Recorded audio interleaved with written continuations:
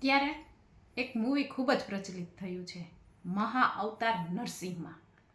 ઘણા પેરેન્ટ્સ પોતાના બાળકોને આ મૂવી જોવા માટે લઈ જાય છે અને તેઓ એવું ઈચ્છે છે કે આમાં ભક્ત પ્રહલાદની કથા આવે છે, તે જોઈને તેમના બાળકો એક અલગ પ્રકારનું મોટિવેશન મેળવે. પરંતુ કોઈને એ ખબર છે કે આ જે મહારાક્ષસ હિરણ્યકશ્યપુ છે તેમની ઘેરે ભક્ત પ્રહલાદનો જન્મ કેમ થયો? કહેવાય છે ને કે મોરના ઈંડા ચિતરવા ન પડે, તો રાક્ષસની ઘેરે એક રાક્ષસનો જન્મ થવો જોઈએ ને. આ ભક્ત પ્રહલાદનો જન્મ કેમ થયો? ત્રિકાળ જ્ઞાની હતો કે જેણે અતિશય ભગવાનની ભક્તિ કરી, તો રાક્ષસની ઘરે રાક્ષસનો જ જન્મ થવો જોઈએ, તો આ ભક્તનો જન્મ કેમ થયો?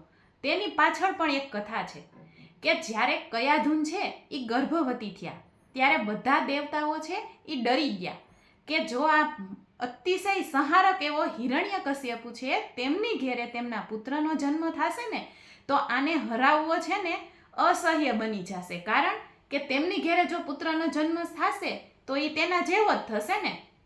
એટલે બધાય દેવતાઓ છે એ ડરી જાય છે. ત્યારે નારદ મુનિ તેમને કહે છે કે તમારે ડરવાનો કોઈ કારણ નથી, અને તે હિરણ્યકશ્યપુની ઘરે જાય છે અને હિરણ્યકશ્યપુને સમજાવે છે કે તારે તો ઘણાય દુશ્મનો છે.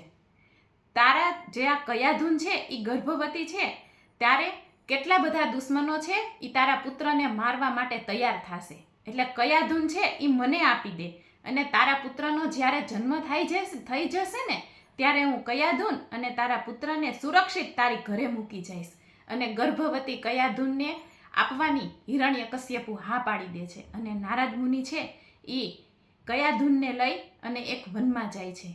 વનમાં જાય અને કયાધુનને તેઓ ગર્ભ સંસ્કાર આપવાનું ચાલુ કરે છે. કેવી રીતના? તો કે કયાધુનને જે જગ્યાએ રાખેલી હોય ને તેનું સરસ મજાનું આસપાસનું વાતાવરણ દિવ્ય બનાવે છે, આહલાદક બનાવે છે, પવિત્ર બનાવે છે, કે જ્યાં કોઈ પણ પ્રકારની અપવિત્ર એવી વસ્તુ જ નથી.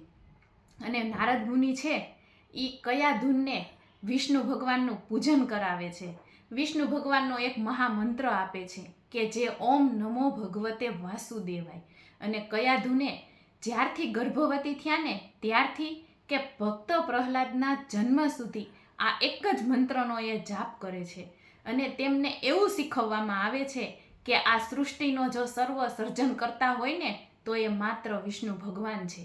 અને તેના ગર્ભની અંદર જે બાળક હોય છે ને તેના મનમાં પણ આ વસ્તુ સમજાઈ જાય છે કે વિષ્ણુ ભગવાન છે ને એ જ મહાન એવા શ્રેષ્ઠ એવા પુરુષ છે. એટલે ભક્ત પ્રહલાદ છે એ જન્મથી જ ભક્ત થાય છે, કારણ કે એના ગર્ભની અંદર જ એને એવું સમજાવવામાં આવેલું.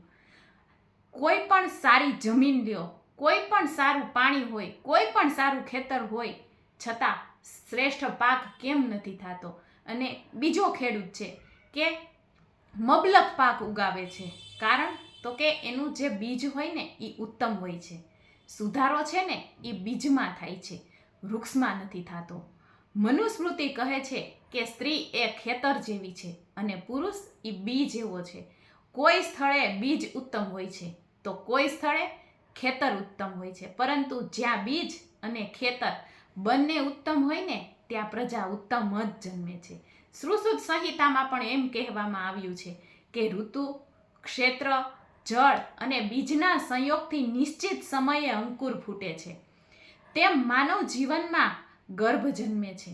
તમને જંગલમાં જેમ તેમ ઉગેલા વૃક્ષો ગમે કે બગીચામાં સુંદર રીતે ઉછરેલા વૃક્ષો જોવા ગમશે?